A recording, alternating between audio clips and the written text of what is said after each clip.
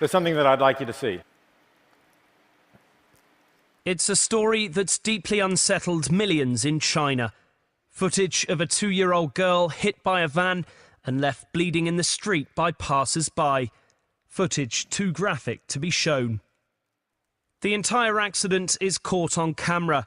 The driver pauses after hitting the child, his back wheels seen resting on her for over a second.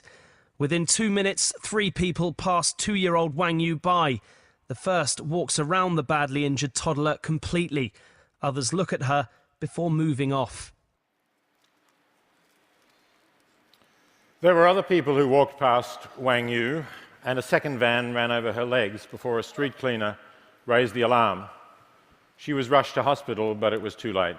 She died. I wonder how many of you, looking at that, said to yourselves just now, I would not have done that. I would have stopped to help. Raise your hands if that thought occurred to you. As I thought, that's most of you. And I believe you, I'm sure you're right.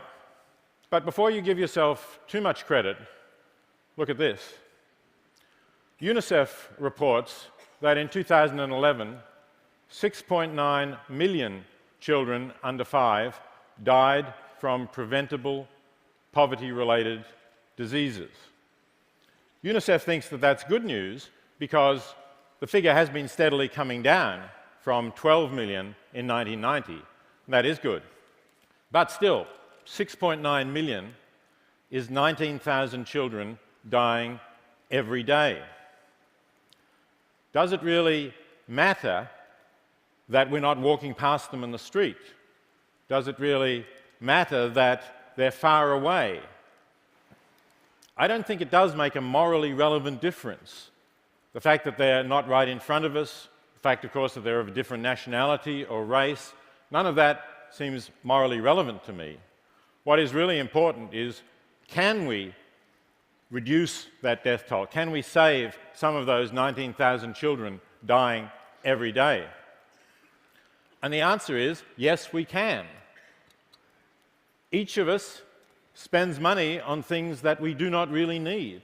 You can think what your own habit is, whether it's a new car, a vacation, or just something like buying bottled water when the water that comes out of the tap is perfectly safe to drink. You could take the money you're spending on those unnecessary things and give it to this organization, the Against Malaria Foundation, which would take the money you had given and use it to buy nets like this one to protect children like this one. And we know reliably that if we provide nets, they're used and they reduce the number of children dying from malaria, just one of the many preventable diseases that are responsible for some of those 19,000 children dying every day. Fortunately, more and more people are understanding this idea, and the result is a growing movement, effective altruism.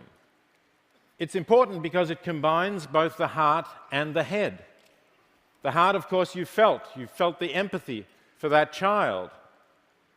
But it's really important to use the head as well to make sure that what you do is effective and well-directed. And not only that, but also I think reason helps us to understand that other people, wherever they are like us, that they can suffer as we can, that parents grieve for the deaths of their children as we do, and that just as our lives and our well-being matters to us, it matters just as much to all of these people. So I think reason is not just some neutral tool to help you get whatever you want. It does help us to put perspective on our situation.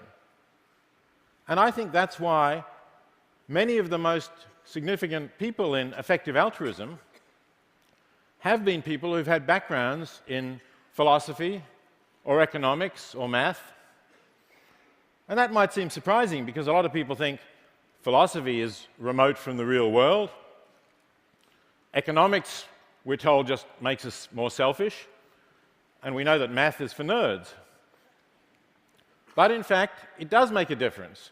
And in fact, there's one particular nerd who has been a particularly effective altruist because he got this.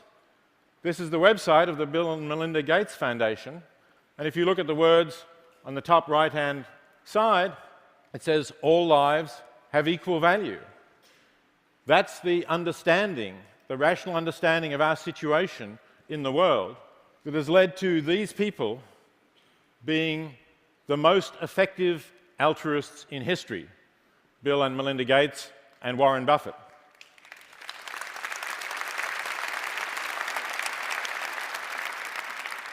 No one, not Andrew Carnegie, not John D. Rockefeller, has ever given as much to charity as each one of these three, and they have used their intelligence to make sure that it is highly effective.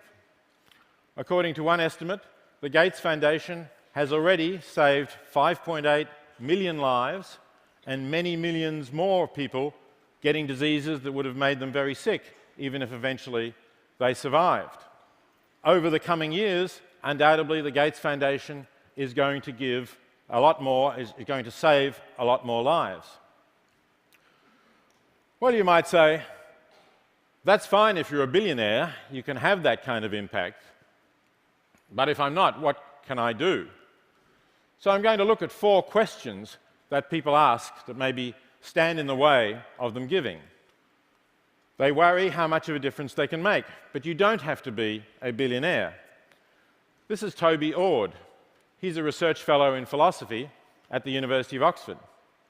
He became an effective altruist when he calculated that with the money that he was likely to earn throughout his career, an academic career, he could give enough to cure 80,000 people of blindness in developing countries and still have enough left for a perfectly adequate standard of living. So Toby founded an organization called Giving What We Can to spread this information, to unite people who want to share some of their income, and to ask people to pledge to give 10% of what they earn over their lifetime to fighting global poverty. Toby himself does better than that. He's pledged to live on £18,000 a year, that's less than $30,000, and to give the rest to those organizations. And yes, Toby is married and he does have a mortgage.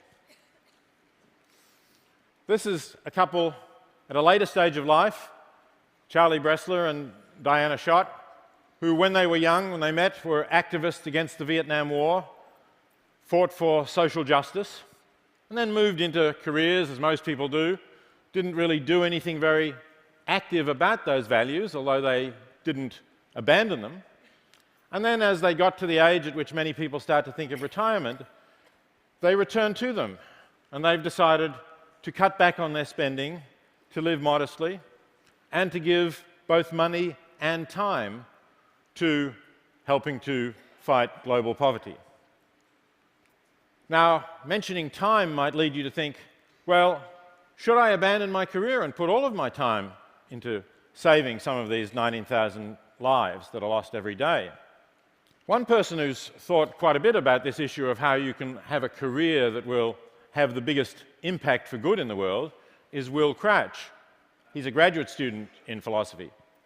And he set up a website called 80,000 Hours, the number of hours he estimates most people spend on their career, to advise people on how to have the best, most effective career. But you might be surprised to know that one of the careers that he encourages people to consider, if they have the right abilities and character, is to go into banking or finance. Why? Because if you earn a lot of money, you can give away a lot of money.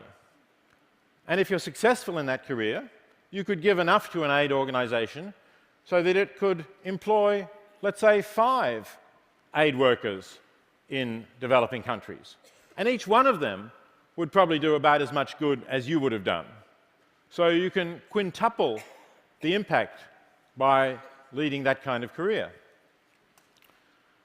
Here's one young man who's taken this advice. His name is Matt Wager. He was a student at Princeton in philosophy and math, actually won the prize for the best undergraduate philosophy thesis last year when he graduated. But he's gone into finance. In New York, he's already earning enough so that he's giving a six-figure sum to effective charities and still leaving himself with enough to live on. Matt has also helped me to set up an organization that I'm working with that has the name taken from the title of a book I wrote, The Life You Can Save, which is trying to change our culture so that more people think that if we're going to live an ethical life, it's not enough just to follow the thou shalt nots and not cheat, steal, maim, kill, but that if we have enough, we have to share some of that with people who have so little.